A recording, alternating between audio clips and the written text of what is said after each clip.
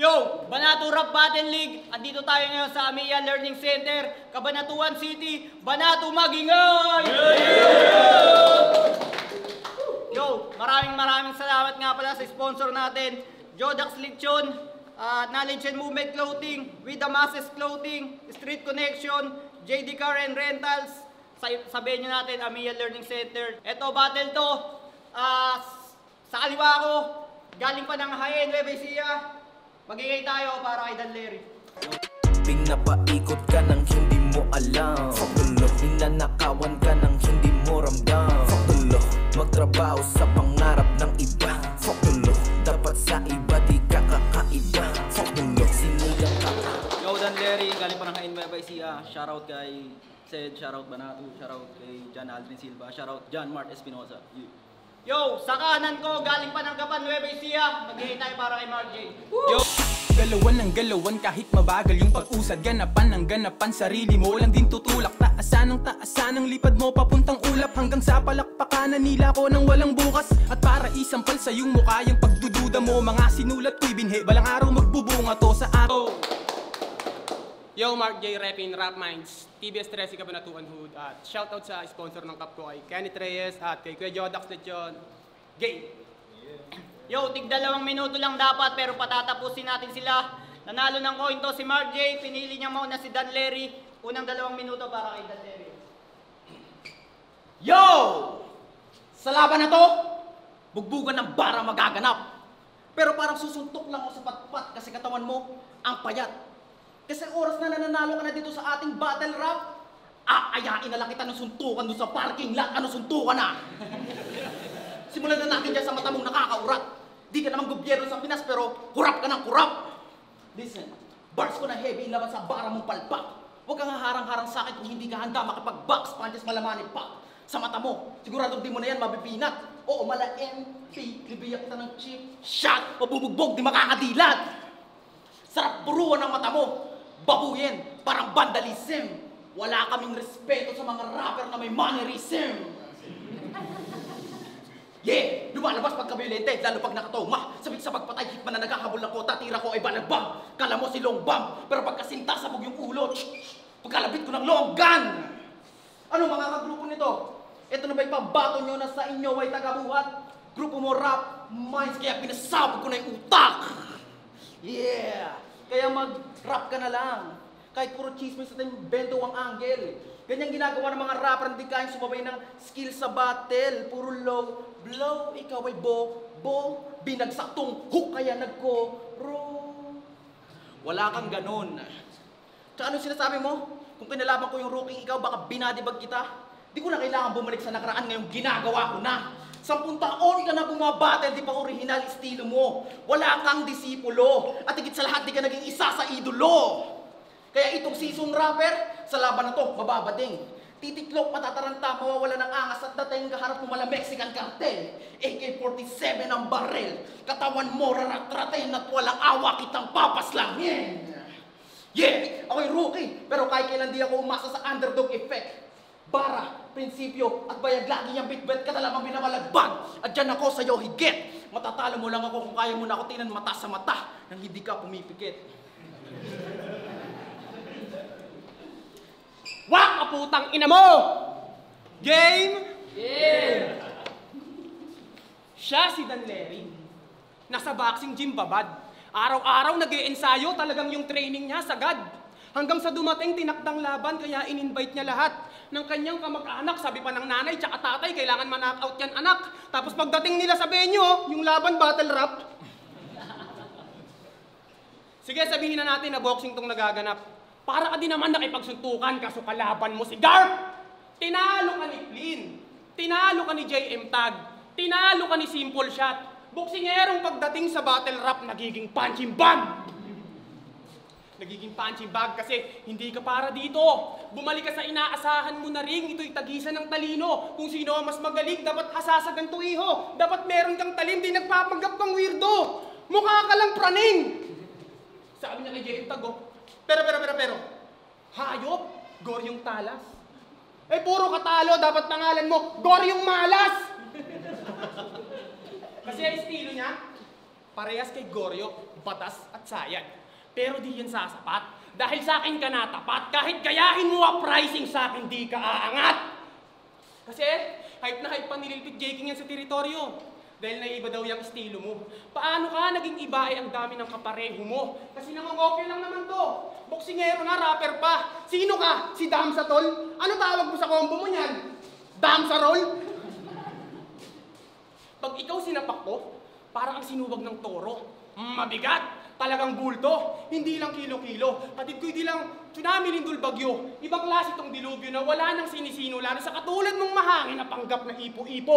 Oo, ikaw si Ipo. Nung binubuli pa siya, anak ng puta, natinapat na kagad sa heavyweight na Takamura. Kasi marami pang bigas na isasaing. Itong itinapat niyo sa akin, kaya paano ako neto makakain kung binigay niyo tagahain. Galingan mo, waiter. Yeah. Tang ng mga banat ito. Ang baho ng hininga. Ikaw ba'y feeling boss? Bago ka magyabang-yabang dito, aralin mo yung ngipin mo, i-floss. Kasi bobo ka. Sabi niyo sa laban niya ni Econova, nakapasa daw si Econova ng bar exam. Bar exam? Board exam yon, tanga! Proud na proud ka pa, tsaka di yun pang teacher, pang abogado yon, tanga! Yung mga kabobohan mo sa buhay, patakip mo ay confidence. Para sa'yo, komplikado na yung mga bagay na common sense. Pero congrats! May Netflix na yan. Achievement yan, pare. Manood ka ng movie sa documentary para sa battle iyong magamit. Nagsuggest na kami sa GC. Para yung pangunawa mo mas lumalim. Kaso una mong pinanood, may little bossing, de wala rin! So ano yun? Binaliwala mo lang kami. Tapos pagtatanga-tanga ka sa battle, kasalanan pa namin. Bayad-bayad ka sa Netflix, madalas mong pinapanood, pang bata. Sayang yung subscription sa Netflix na inutang mo pa sa yung mama. Pero maiba, na madali daw kanyang sulat dahil nasira kanyang cellphone. Yun ang kanyang asunto. Paano ba naman? Nilalagay niya yung mga bars niya sa cellphone niyang Cherry Mobile version ni Rapi Tulpo. Baduy! Huwag ka nga puro excuse. Tinanggap mo to kaya bumatel ka. O magpakamatay ka na lang kaya para maging importante ka. Para yung mga tao iiyak sa'yo. At sigurado may abuloy kang matatamo. Tapos yung kikitain ipangbabayad sa subscription sa Netflix na inutang mo sa mama mo! Kasi usapang nanay, kupal yan. Nagpapatira daw nanay ni Econova sa ibang bansa. Yun na ba yung barang panggiba?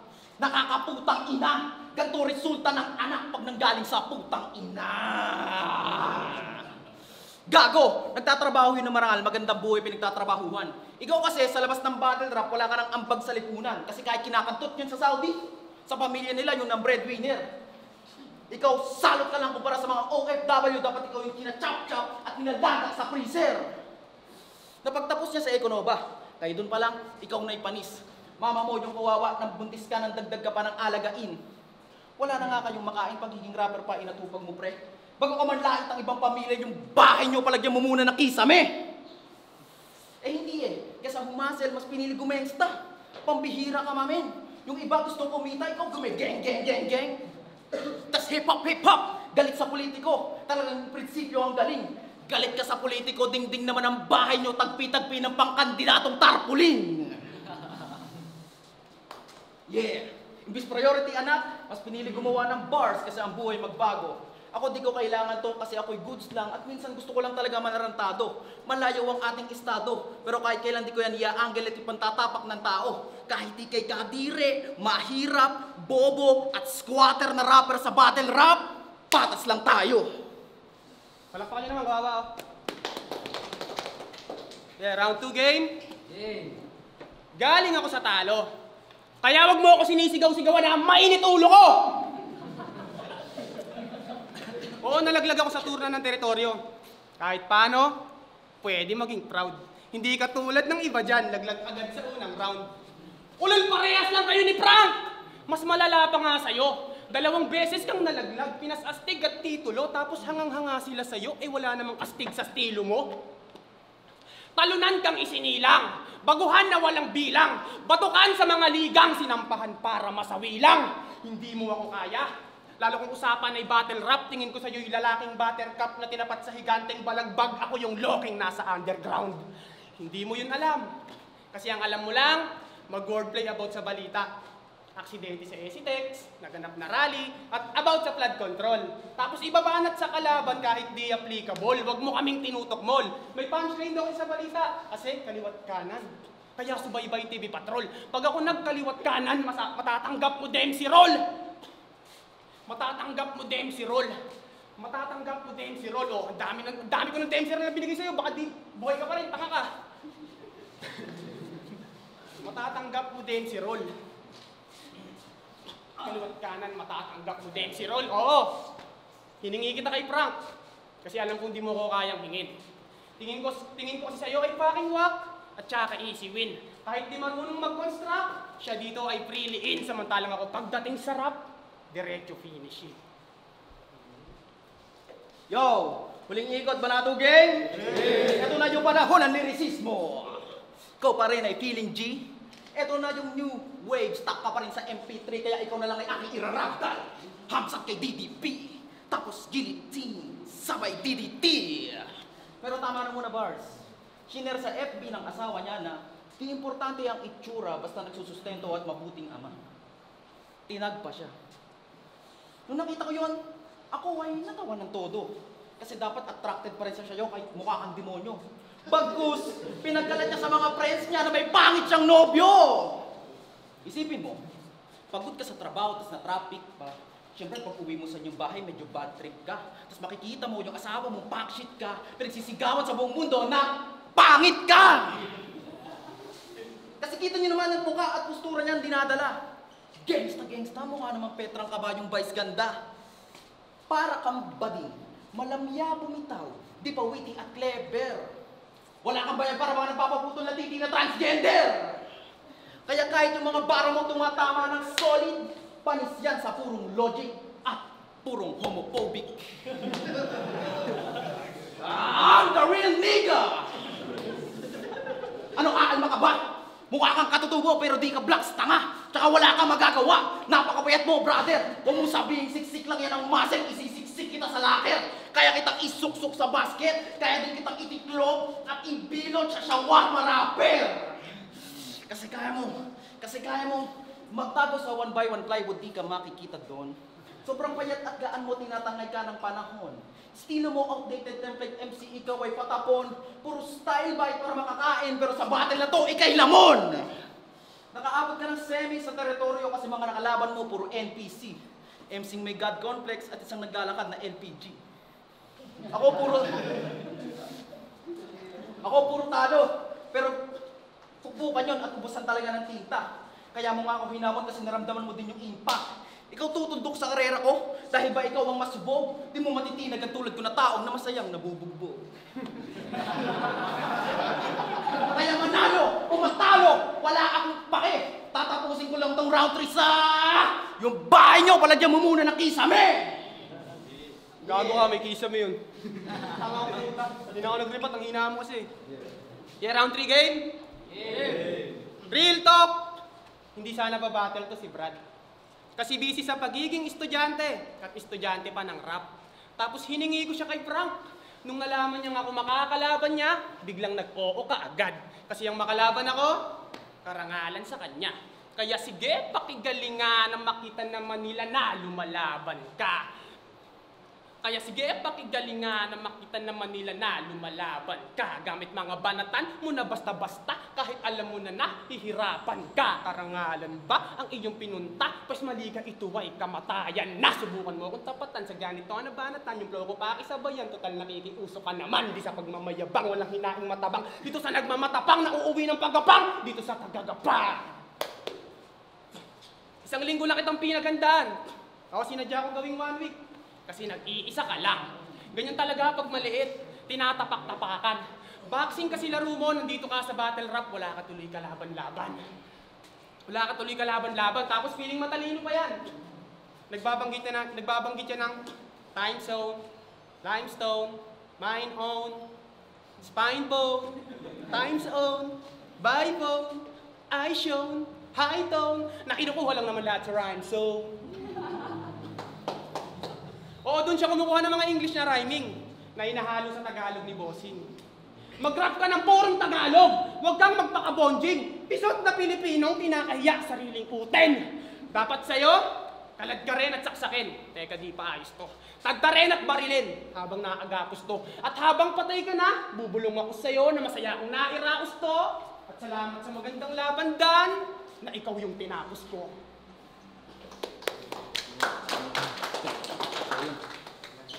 Yo! Dan Larry versus Mark J. Isang beses pa, palakpakan natin. No? Ang boto ng Urado, 4-1. Magingay tayo para kay Dan Larry. Nanalo din. 0-3, 1-3. Yung Dennis nga pala, so binoto ko dun si Dan Larry sa round 1, binigay ko kay Dan Larry kasi mas fluent yung pag-speak niya ng mga lines, nakitang-kita naman. Sa round 1 naman ni Mark J, maganda rin naman yung mga pinakita niya, may mga quotable lines din, pero mas maraming nabitawan si Dan Larry sa round 1. Round 2, binigay ko kay Mark J, kitang-kita naman sa video, tapos deciding factor ko yung round 3, may mga stutter kasi si Mark J, kaya binawasan ko siya ng puntos, pero yung kay Dan Larry talagang nakita nyo naman consistent yung na-deliver yung lines niya, may mga punchline talaga na solid, so binigay ko yung boto para kay Dan Larry. Coach Rasta Ali, all 3 rounds binigay ko kay Dan Larry. Props pa rin kay Marky. Yo, Bobby nga pala, binoto ko si Dan Larry. Round 2 at round 3 sa kanya yun, round 1 kay Marky. Yo, Lord Manuel, binoto si Dan Larry. Round 1, mas direkta. Ang boto ko doon para kay Mark J, mas direkta, mas suabe yung mga punchline. Round 2, binoto kay Dan Larry sa linis, sa creativity. Tsaka sa dami ng punchline yung ginawa. Nag-stumble si Mark J doon, kaya binoto si Dan Larry. Round 3, medyo dumikit si Mark J doon ng Gaibla, pero kitang-kita na lamang si Dan Larry, kaya boto ko Dan Larry. Yo, Smoke 777 ng Subic. Ako yung nag-iisang bumoto kay Mark J. Per round ko kasi sila ginudge. So binigay ko yung round 1 para kay Mark J dahil sa delivery niya at sa mga creativity. Sa round 2 dahil nag-choke si Mark J, binoto ko naman itong si Dan Larry. At dun sa third round, mas nagustuhan ko kasi yung creativity ni Mark J, kaya siya yung binoto ko doon.